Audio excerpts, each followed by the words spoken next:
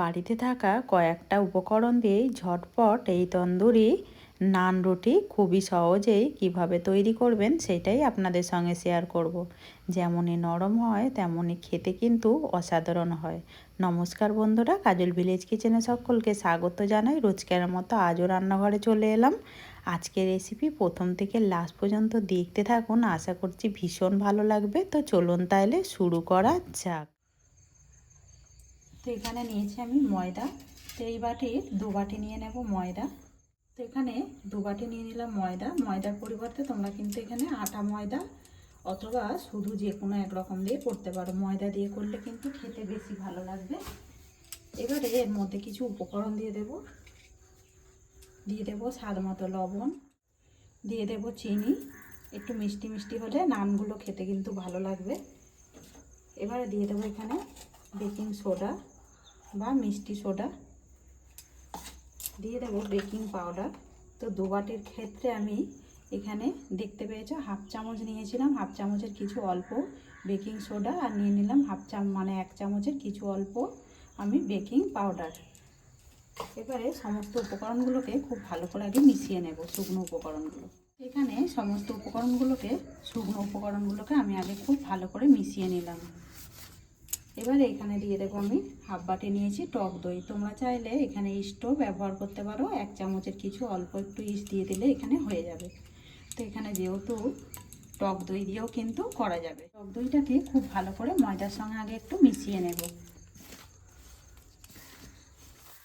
এখানে আমি 1/2 বাটি টক দই নিয়েছি। যেহেতু আমি উপকরণগুলো ময়দা বাটি মেপে নিয়েছি 2 বাটি, তাই জন্য নিলাম এখানে 1/2 বাটি টক দই।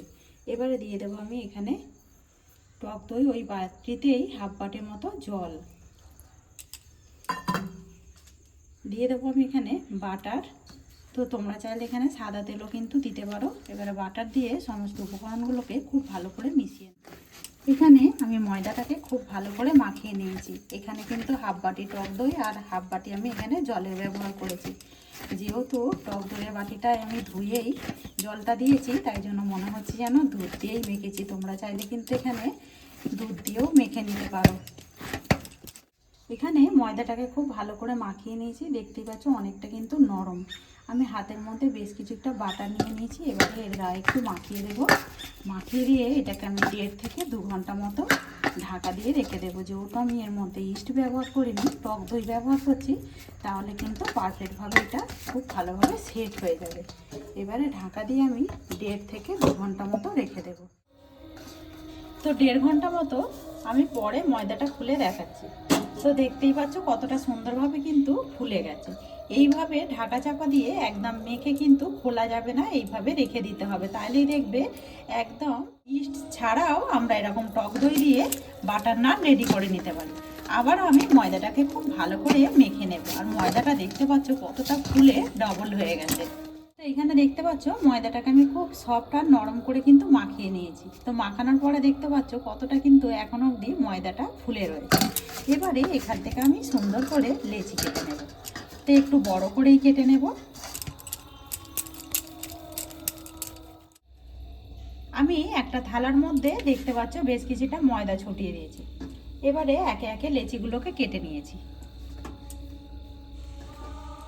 সমস্ত লেচিগুলোকেই সুন্দর করে আমি গুছিয়ে নিয়েছি। আর দেখতে পাচ্ছ লেচিগুলো কিন্তু বেশ সুন্দরভাবে এইভাবে গুছিয়ে নিতে হবে। অপরদিকে নিয়েছি একটা চাকি বেল্লা, অল্প করে একটু ময়দা ছিটিয়ে দেব। এখান থেকে একটা লেচি নিয়ে নেব, দু পিঠটাকে কোট করে নেব। এবারে এটাকে সুন্দর করে বেলে দিতে হবে রুটির মতো করে। আমি একদম একটু মোটা করে কিন্তু রুটিটাকে বেলে নিয়েছি। এইভাবে মোটা করে কিন্তু রুটিটাকে বেলে নিই। গ্যাস অন করে দিয়েছি। এখানে আমি নানগুলো যেহেতু হাঁড়ির মধ্যেই আজকে সেঁকে নেব, তার জন্য এরকম একটা ছোট্ট ভাতের যে হাঁড়ি হয় সেরকমই একটা হাঁড়ি নিয়েছি। হাঁড়িটাকে ঠিক মাঝ বরাবর এইভাবে বসিয়ে দেব।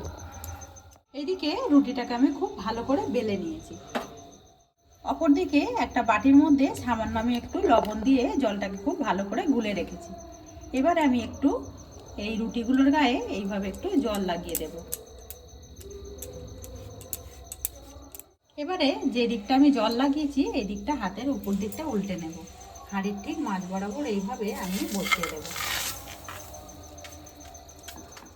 কিছুক্ষণ পরে দেখতে পাবে রুটিটা এইভাবে কিন্তু ফুলতে শুরু করবে আপনি আপ।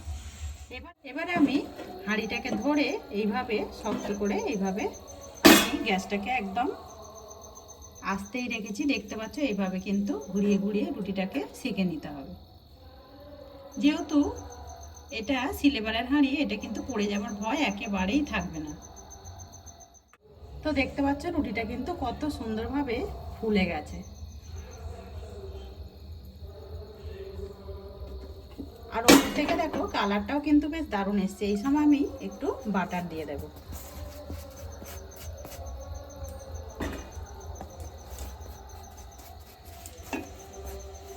একটু ঘুরিয়ে দেব, ঘুরিয়ে দিয়ে খুব ভালো করে সুন্দর একটা রং আসা পর্যন্ত এইভাবে ভেজে নেব। এবারে রুটিটাকে আমি এইভাবে একটু তুলে দেব, একটু টোকা মারলেই কিন্তু উঠে যাবে। আমি আরও একটা বেলে রেখেছি, সমস্তগুলোকেই একইভাবে রেডি করে নেব। এইদিকে রুটিটাকে আমি দেখিয়ে দিচ্ছি, দেখো কতটা সুন্দরভাবে একদম পেছন থেকে কত সুন্দরভাবে হয়েছে। আর যেরকম নরম হয়েছে তেমন কিন্তু বেশ সুন্দর হয়েছে, দেখতেই পাচ্ছ। সমস্তগুলোকেই রেডি করে ফিরে আস, সমস্তগুলোকেই একইভাবে ভেজে নিয়ে ফিরে এলাম। সমস্ত ওই বাটার নানগুলো ভেজে নিয়ে ফিরে এলাম, আর দেখতেই পাচ্ছ কতটা নরম তুলতুলে হয়েছে। এইভাবে যে বড় বড় রেস্টুরেন্টে না গিয়ে বাড়িতে খুব সহজেই কিন্তু ইট ছাড়াও আমরা এরকম বাটার নান রেডি করে নিতে পারি।